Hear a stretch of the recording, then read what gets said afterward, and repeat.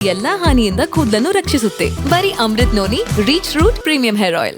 ಬಹಳ interesting update ಒಂದು ಬರ್ತಾ ಇದೆ. ಬ್ಯಾಲೆಟ್ ಪೇಪರ್ ಮತದಾನಕ್ಕೆ ಅರ್ಜಿಯನ್ನ ಹಾಕಲಾಗಿತ್ತು. ಅದನ್ನ ಘನ ನ್ಯಾಯಾಲಯ, ಸರ್ವೋಚ್ಚ ನ್ಯಾಯಾಲಯ ಸ್ಪಷ್ಟವಾಗಿ ತಿರಸ್ಕರಿಸಿದೆ. ಆಗಲ್ಲ ರೀ, ಬ್ಯಾಲೆಟ್ ಪೇಪರ್ನಲ್ಲೆಲ್ಲ ಚುನಾವಣೆ ನಡೆಸ್ಕೊಂಡು ಕೂತ್ಕೊಳ್ಳೋಕ್ಕಾಗತ್ತಾ? It is very time consuming, ಸಾಧ್ಯನೇ ಇಲ್ಲ. ಸುಪ್ರೀಂ ಕೋರ್ಟ್ ಮಹತ್ವದ ಆದೇಶವನ್ನು ಕೊಟ್ಟಿದೆ. ಇವಿಎಂನ ಮೂಲಕವೇ ಚುನಾವಣೆ ನಡೀಬೇಕು. ಇವಿಎಂನ ಬಹಳ ಜನ ವಿರೋಧ ಮಾಡಿದ್ರು.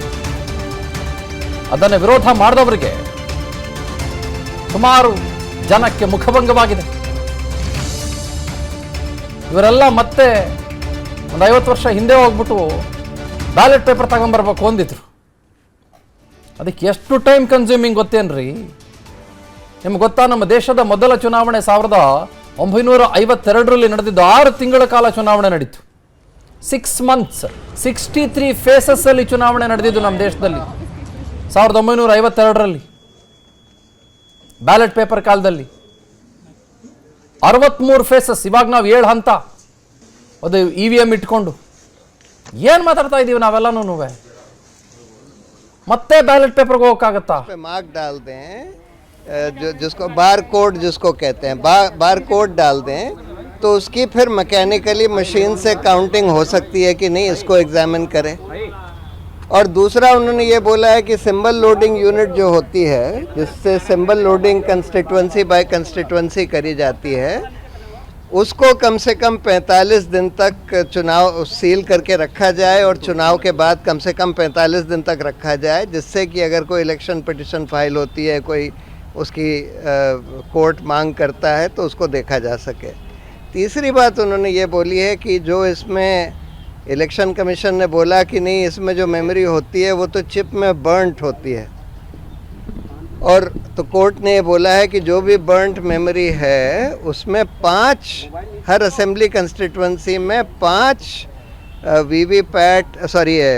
ईवीएम यूनिट्स की बर्नट मेमोरी को एग्जामिन करने का नंबर 2 या नंबर 3 कैंडिडेट दरख्वास्त दे सकता है, और उसको फिर एक टेक्निकल टीम एग्जामिन करेगी, लेकिन उसका खर्चा उस कैंडिडेट को देना होगा जो उसकी मांग करता है. ये कह के उन्होंने ये सारी पिटिशन डिस्पोज ऑफ कर दी. प्रशांत सर, चूंकि अभी चुनाव चल रहे हैं और अभी 7 चरण का चुनाव है, इंग्लिश में हम बोल देते हैं.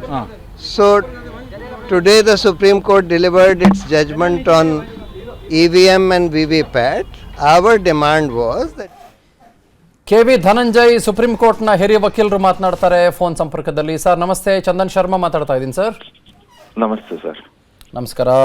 ಈ ಇವಿಎಂ ಬೇಡ, ಮತ್ತೆ ಬ್ಯಾಲೆಟ್ ಪೇಪರ್ ಬೇಕು ಅಂತ ಹಲವು ಜನ ಸುಪ್ರೀಂ ಕೋರ್ಟ್ನ ಕದ ತಟ್ಟಿದ್ರು. ಸುಪ್ರೀಂ ಕೋರ್ಟ್ ಇವಾಗ ಸ್ಪಷ್ಟ ಹೇಳಿದೆ, it is the time for EVMs, we cannot go back to the ballot papers ಅಂತ. ಏನಂತೀರಿ ಸರ್ ತಾವು, ತಮ್ಮ ಮೊದಲ ಅಬ್ಸರ್ವೇಷನ್ ಇದ್ರ ಬಗ್ಗೆ? ವೆಲ್, ಈ ತರನಾದ ಪಿಟಿಷನ್ಗಳು ದಾಖಲಾಗ್ತಾನೆ ಇರುತ್ತವೆ. ಅಂಡ್ ಸುಪ್ರೀಂ ಕೋರ್ಟ್ ಅಂದ್ರೆ ಈ ಒಂದು ಪ್ರಕರಣ ಮಹತ್ವ ಯಾಕೆ ಪಡ್ಕೊಂಡಿತ್ತು ಅಂದ್ರೆ, ಇದು ನನ್ನ ಜೀವನದಲ್ಲಿ ನಾನು ಮಾತ್ರವಲ್ಲ, ನನ್ನ ಕೂದಲು ಕೂಡ ಆಗಿರ್ಬೇಕು ಸ್ಟ್ರಾಂಗ್ ಅಂಡ್ ಸ್ಟೈಲಿಶ್. ಬರೀ Amrit noni reach root premium hair oil ನೊಂದಿಗೆ. Reach root premium hair oil ಬಂದಿದ್ದಂಥದ್ದು ಈಗ ಲೋಕಸಭಾ ಚುನಾವಣೆಯ ಒಂದು ಬ್ಯಾಕ್ ಗ್ರೌಂಡ್ ನಲ್ಲಿ ಬಂದಂತ ಪಿಟಿಷನ್ ಇದು. ಬಟ್ ಆದ್ರೆ ಈ ತರನಾದ ಪಿಟಿಷನ್ಗಳು ಅವಾಗವಾಗ ಬೀಳ್ತಾನೆ ಇರುತ್ತವೆ ಸುಪ್ರೀಂ ಕೋರ್ಟ್ ನಲ್ಲಿ. ಅಂಡ್ ಸುಪ್ರೀಂ ಕೋರ್ಟ್ ಏನ್ ಹೇಳಿದ್ರು ಕೂಡ ಈ ಒಂದು ಕಾಂಟ್ರವರ್ಸಿ ಎಂಡ್ ಆಗ್ತಿಲ್ಲ ಅನ್ನೋದನ್ನ ನಾವು ಗಮನಿಸಬೇಕಾಗತ್ತೆ. ಎವ್ರಿ 6 months ಅಥವಾ ಎವ್ರಿ 7 months ಹೋಗ್ತಾನೆ ಇರುತ್ತೆ ಸಚ್ ಪಿಟಿಷನ್ಸ್, ಅಂಡ್ ಇನ್ ಮತ್ತೆ ಪಿಟಿಷನ್ಗಳು ಹೋಗುತ್ತವೆ. So this controversy is not going to end. ಸದ್ಯದ ಸುಪ್ರೀಂ ಕೋರ್ಟ್ ನ ತೀರ್ಪಿನಲ್ಲಿ ಹೇಳಿದೆ ಅನ್ನೋದನ್ನ ನಾವು ಗಮನಿಸೋದನ್ನ ಬಿಟ್ರೆ, ಇದು ಸಂಪೂರ್ಣವಾಗಿ ತಾರ್ಕಿಕ ಅಂತ್ಯ ಕೊಡುತ್ತೆ ಈ ಒಂದು ವಿವಾದಕ್ಕೆ ಅಂತ ಹೇಳಲಿಕ್ಕೆ ಆಗೋದಿಲ್ಲ. ಬಿಕಾಸ್ ಜನರಿಗೆ I don't know, I mean different organisations ಮತ್ತೆ ಸುಪ್ರೀಂ ಕೋರ್ಟ್ ನ ಕದ ತಟ್ತಾನೆ ಇದಾವೆ ಈ ವಿಚಾರವಾಗಿ. ಅಂಡ್ ಐ ಡೋಂಟ್ ಥಿಂಕ್ ಇವತ್ತಿನ ತೀರ್ಪು ಇದೆಲ್ಲಕ್ಕೂ ಕೂಡ it will put a rest to everything ಅಂತ ಹೇಳಲಿಕ್ಕೆ ಆಗೋದಿಲ್ಲ ಅಂತ. ದಟ್ ಈಸ್ ಬಿಕಾಸ್ ಇಟ್ಸ್ ಏನಾಗುತ್ತೆ, ಎಲೆಕ್ಟ್ರಾನಿಕ್ ವೋಟಿಂಗ್ ಮೆಷಿನ್ಸ್ ವಿಚಾರವಾಗಿ what we have to recognise is India is the only largest democracy. EVM ಗಳನ್ನ ಈ ದೊಡ್ಡ ಪ್ರಮಾಣದಲ್ಲಿ ಅಂದ್ರೆ 100% ಇವಿಎಂ ಗಳನ್ನ ಅಡಾಪ್ಟ್ ಮಾಡ್ಕೊಂಡಿರುವಂತ ದೇಶವಾಗತ್ತೆ. ಅಂಡ್ ಇದಕ್ಕೆ ಸಂಬಂಧಪಟ್ಟ ಹಾಗೆ ಬೇರೆ ಬೇರೆ ವಿಶ್ವವಿದ್ಯಾಲಯಗಳಲ್ಲಿ ಅಥವಾ ಬೇರೆ ಬೇರೆ research group every other month ಸಂಶಯಗಳನ್ನ ವ್ಯಕ್ತಪಡಿಸ್ತಾನೆ ಇರೋದ್ರಿಂದ ಮತ್ತೆ ಸುಪ್ರೀಂ ಕೋರ್ಟ್ ಕದವನ್ನ ತಟ್ತಿದ್ದಾರೆ ಅನೇಕ ಆಕ್ಟಿವಿಸ್ಟ್ಗಳು. ಬಟ್ ಇಲ್ಲಿ ಏನಾಗುತ್ತೆ ಅಂದ್ರೆ ಚುನಾವಣಾ ಆಯೋಗ ಇನ್ನು ಸ್ವಲ್ಪ ಹೆಚ್ಚು ಕಾರ್ಯಪ್ರವೃತ್ತವಾಗಿ ಜನರಲ್ಲಿರುವಂತ ಒಂದು, ಜನರಲ್ ಅಲ್ಲ ಎಲ್ಲರಲ್ಲೂ ಅಲ್ಲ, ಕೆಲವರಲ್ಲಿರುವಂತ ಒಂದು ಸಂಶಯವನ್ನ ಅಂದ್ರೆ ಹೋಗಿಸ್ಲಿಕ್ಕೆ ಏನ್ ಮಾಡ್ಬೇಕಿದೆ ಅದನ್ನ ಮಾಡಿದ್ರೆ ಉತ್ತಮ ಅಂತ ಹೇಳ್ಬೋದು. ಯಾಕಂದ್ರೆ this will also affect voting percentages. EVM ಬಗ್ಗೆ ಪದೇ ಸಂಶಯ ವ್ಯಕ್ತಪಡಿಸ್ತಾ ಹೋದ್ರೆ ಜನ ಸಾರ್ವಜನಿಕವಾಗಿ, ಮತ್ತೆ ಅದು actually it does not dye, it will eventually voting percentage ನಲ್ಲಿ ಸ್ವಲ್ಪ ಪ್ರಮಾಣದ ಒಂದು ಇದಾಗತ್ತೆ. It will damage the public confidence in the system. Okay, but ಅದನ್ನು ತಯಾರು ಮಾಡುವ ಸಂಸ್ಥೆಯಿಂದ ಹಿಡಿದು ಎಲೆಕ್ಷನ್ ಕಮಿಷನ್ವರೆಗೂ ಕೂಡ EVMನ ಬಗ್ಗೆ ಸ್ಪಷ್ಟೀಕರಣ ಕೊಡೋ ಕೆಲಸವನ್ನು ಕಳೆದ ಹಲವು ದಶಕಗಳಿಂದ ಮಾಡ್ಕೊಂಡು ಬರ್ತಾನೆ ಇದೆ. ಹ್ಯಾಕಥಾನ್ ಅಂತ ಎಲೆಕ್ಷನ್ ಕಮಿಷನ್ ಅವರು ಅರೇಂಜ್ ಮಾಡಿದರು. ಬನ್ನಿ ನೀವು ಹ್ಯಾಕ್ ಮಾಡಿ ಪ್ರೂವ್ ಮಾಡಿ ತೋರಿಸಿ ಅಂತ ಕೇಳಿದರು, ಯಾರೂ ಮಾಡಲಿಲ್ಲ. ಯಾರಾದರೂ ಸರಿ ಇದನ್ನು ಹ್ಯಾಕ್ ಮಾಡಿ ನಂಬರ್ಸ್ನ ಬೇರೆ ಏನಾದರೂ ಫಿಡಲ್ ಮಾಡ್ಬೋದಾ, ನೀವು ಪ್ರೂವ್ ಮಾಡಿದ್ರೆ ನಾವು EVMಗಳನ್ನು ಬಳಸೋದನ್ನು ನಿಲ್ಲಿಸ್ಬಿಡ್ತೀವಿ ಅನ್ನೋ ಥರದಲ್ಲೇ ಎಲೆಕ್ಷನ್ ಕಮಿಷನ್ ಹೇಳಿತ್ತು. ಯಾರೂ ಕೂಡ ಇದುವರೆಗೂ ಮುಂದೆ ಬಂದಿಲ್ಲ. ಇನ್ನೊಂದು ಮಾತು ಹೇಳಿದ್ರು, ಇದು ಯಾವುದೇ ವೈಫೈಗಾಗಲಿ ಯಾವುದೇ ಹಾಟ್ಸ್ಪಾಟ್ಗಾಗಲಿ ನೆಟ್ವರ್ಕ್ಗಾಗಲಿ ಕನೆಕ್ಟೆಡ್ ಅಲ್ಲ, ಇಟ್ಸ್ ಜಸ್ಟ್ ಎ ಮೆಷಿನ್, ಒಂದು ಇನ್ಸ್ಟ್ರೂಮೆಂಟ್ ಅಷ್ಟೇ ಇದು, ಅದನ್ನು ಯಾರು ಕೂಡ ಹ್ಯಾಕ್ ಮಾಡೋಕ್ಕೆ ಸಾಧ್ಯ ಇಲ್ಲ ಅಂತಂದರು. ಇದರ ಹೊರತಾಗಿಯೂ ಕೂಡ ಯಾಕೆ ಅನುಮಾನಗಳು ಕೆಲವು ಜನಕ್ಕೆ ಅಂತ? ವೆಲ್, ಫಸ್ಟ್ ಆಫ್ ಆಲ್ ಅದೇ ಈ ಎಲೆಕ್ಷನ್ ಕಮಿಷನ್ ತಾನು ಮಾಡ್ತಿರುವಂತ ಏನ್ ಈ ಪ್ರಯತ್ನಗಳಿದಾವೆ ಇದನ್ನ ಸ್ವಲ್ಪ ಈಗ ಉದಾಹರಣೆಗೆ ತಾವು ಹೇಳಿದ್ರಿ, ಬಟ್ ಕಳೆದ 6-7 months ಅಲ್ಲಿ ಎಲೆಕ್ಷನ್ ಕಮಿಷನ್ ಇದನ್ನ ಎಲ್ಲೂ ಸಾರ್ವಜನಿಕವಾಗಿ ಹೇಳಿಲ್ಲ. ಯಾಕೆ ತಾವು ತಿಳ್ಕೊಂಡ್ರೋ, ತಾವು ಆಕ್ಚುಲಿ ಅದನ್ನ ಎಷ್ಟು ಚೆನ್ನಾಗಿ ಗ್ರಾಸ್ಪ್ ಮಾಡಿದಿರಿ, ಆ ರೀತಿ ಈ ಸದ್ಯದ ಎಲೆಕ್ಷನ್ ಕಮಿಷನ್ ಪರ್ಸನಲ್ ಗೊತ್ತಿದೆಯೋ ಎಲ್ವೂ ಗೊತ್ತಿಲ್ಲ. ಸೊ ಅವ್ರು ಅದನ್ನೆಲ್ಲ ಮುಂದೆ ಇಡ್ಬೇಕಾಗತ್ತೆ. ಅಂಡ್ ಅವ್ರು ಆ ಎಲೆಕ್ಷನ್ ಕಮಿಷನ್ ಅನ್ನ ಒಂದು ಆಕ್ಚುಲಿ ಅನ್ಸ್ಯಾಟಿಸ್ಫ್ಯಾಕ್ಟರಿ ಕೆಲಸ ಏನಿದೆ, that is also fuelling this ಅಂತ ಹೇಳ್ಬೇಕಾಗತ್ತೆ. And at the end of the day VVPAT 100% count ಮಾಡಿ ಅಂತ ಇವರು ಕೇಳ್ತಾ ಇದಾರೆ ಕೆಲವರು. ಯಾತಕ್ಕೆ ಅಂದ್ರೆ ಸದ್ಯದ ಪರಿಸ್ಥಿತಿಯಲ್ಲಿ 5 ಬೂತ್ ನಲ್ಲಿ ಆಗುವಂತ VVPAT ಗಳನ್ನ ಮಾತ್ರ ಕೌಂಟ್ ಮಾಡ್ಲಾಗ್ತಿದೆ.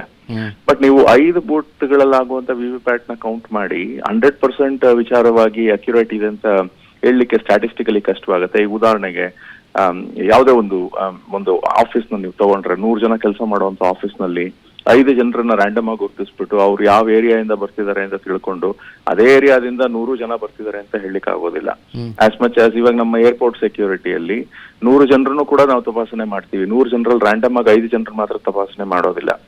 ಸೊ ಇದು ಅಷ್ಟೊಂದು ರೋಬಸ್ಟ್ ಆಗಿದೆ ಅಂತ ಹೇಳ್ಬೇಕಾಗಿರುವಂತದ್ದು ಎಲೆಕ್ಷನ್ ಕಮಿಷನ್ ನ ಕೆಲಸ. ಅಲ್ಲಿ ಎಲೆಕ್ಷನ್ ಕಮಿಷನ್ ಇಡುತ್ತಿದೆ ಅಂತ ಹೇಳ್ಬೇಕಾಗತ್ತೆ.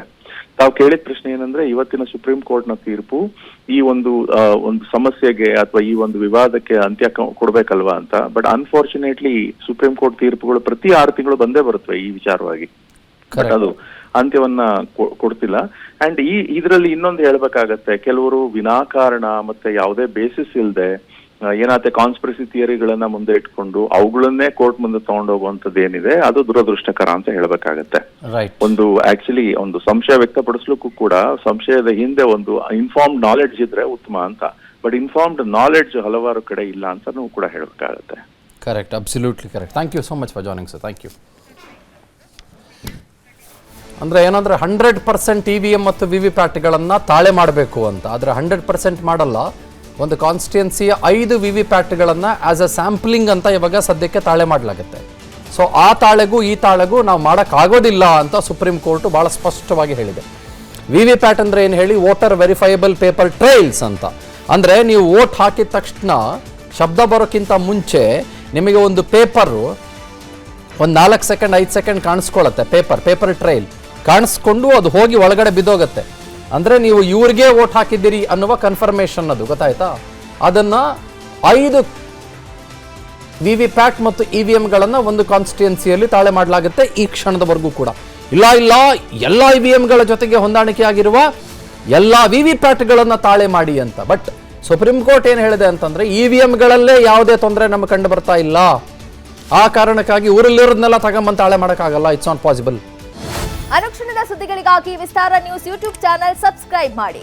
ಹೊಸ ಸುದ್ದಿಗಳ ನೋಟಿಫಿಕೇಶನ್ಗಾಗಿ ಬೆಲ್ ಐಕಾನ್ ಕ್ಲಿಕ್ ಮಾಡಿ. ಲೇಟೆಸ್ಟ್ ಅಪ್ಡೇಟ್ಸ್ಗಾಗಿ www.vistaranews.com ವೆಬ್ಸೈಟ್ಗೆ ವಿಸಿಟ್ ಮಾಡಿ. ಅಂಗೈಯಲ್ಲೇ ಜಗತ್ತಿನ ಸುದ್ದಿ ತಿಳಿಯಲು ವಿಸ್ತಾರ ನ್ಯೂಸ್ ಕನ್ನಡ ಆಪ್ ಡೌನ್ಲೋಡ್ ಮಾಡಿ.